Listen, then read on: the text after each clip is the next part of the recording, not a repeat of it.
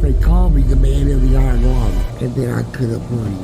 I didn't want to die, so I continued to fight. People didn't like me very much back then.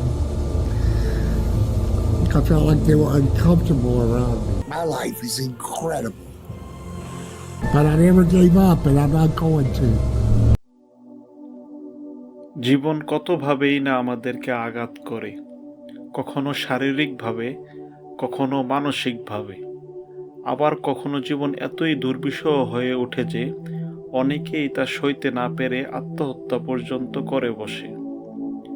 তবে এমন কিছু মানুষ আছেন যারা হাজারো প্রতিকূলতা, প্রতিবন্ধকতাকে উপেক্ষা করে জীবনকে জয় করে নিয়েছেন।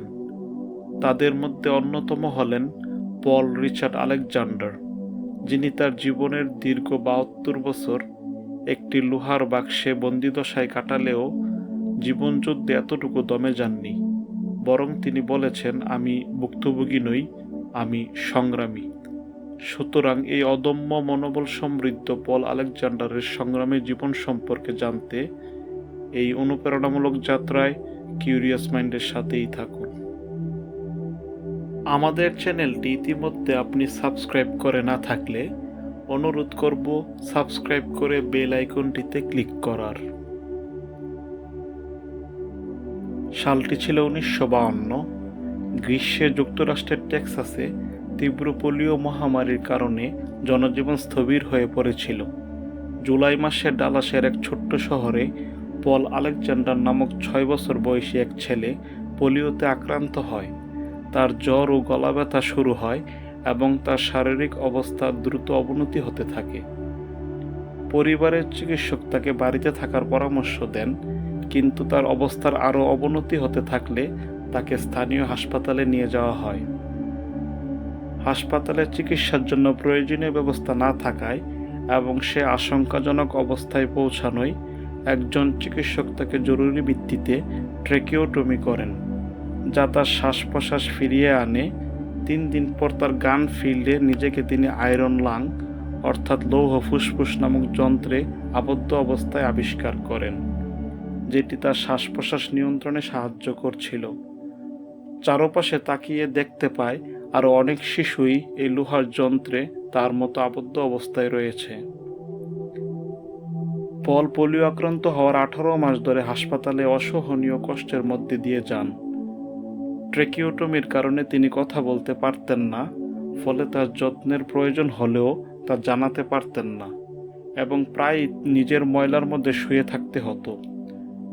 প্রায় প্রতিদিনই তার বাবা মা দেখা করতে আসতেন, তবে জীবন ছিল একঘেয়েমিতে ভরা এবং তার আশেপাশে আক্রান্ত বন্ধুরা একে একে মারা যাচ্ছিল।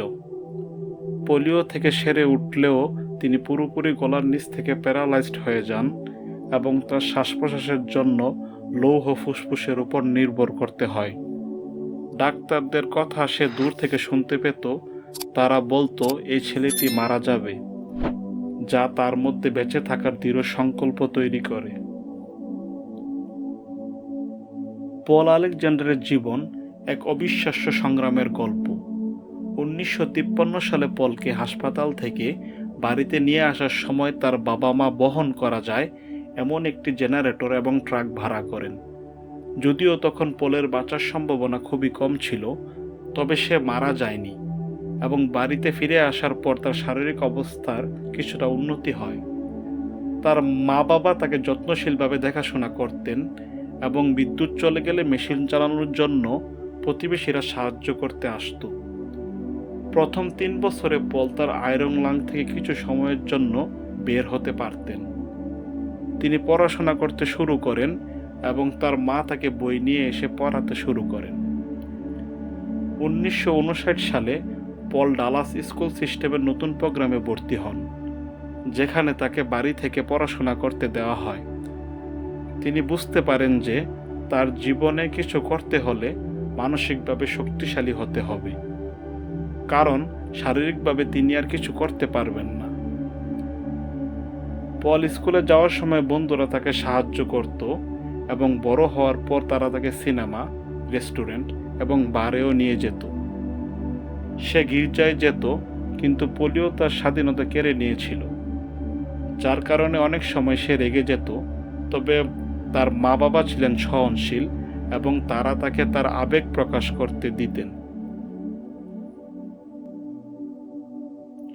1967 সালে পল হাই স্কুলের পড়াশোনা সম্পূর্ণ করেন এবং 1978 সালে তিনি ইউনিভার্সিটি অফ টেক্সাস থেকে আইন বিষয়ে অনার্স করেন। 1984 সালে তিনি আইন বিষয়ে পড়াশোনা শেষ করে ট্রেড স্কুলে আইন পড়ানো শুরু করেন। পরে তিনি বার পরীক্ষায় উত্তীর্ণ হয়ে 1986 সালে একজন আইনজীবী হিসেবে যোগদান করেন। পলের ডাক্তার বলেছিলেন, যদি তুমি আয়রন লাং থেকে বের হয়ে 3 মিনিট বাহিরে কাটাতে পারো তাহলে তোমাকে আমি একটি কুকুর উপহার দিব, এবং কথা মতো পল তা করে দেখিয়েছিলেন এবং এই ঘটনার পরিপ্রেক্ষিতে পল তার আত্মজীবনীর নামকরণ করেন। পল আলেকজান্ডার তার আত্মজীবনী 3 minutes for a dog, my life in an iron lung রচনা করেন। বইটি পল 8 বছরেরও বেশি সময় ধরে লিখেছিলেন। প্লাস্টিকের একটি কাঠি এবং একটি কলম ব্যবহার করে কিবোর্ডে শব্দগুলো টাইপ করে এবং পাশাপাশি তার বন্ধুকে বলে বলে লেখার মাধ্যমে তিনি বইটি সম্পূর্ণ করেন। এই অদম্য প্রাণশক্তিধর মানুষটি 2024 সালের 11ই মার্চ শেষ নিঃশ্বাস ত্যাগ করেন। তিনি তার দৃঢ় মনোবল এবং টিকে থাকার লড়াইয়ের মাধ্যমে বিশ্বের লাখো মানুষকে অনুপ্রাণিত করেছেন।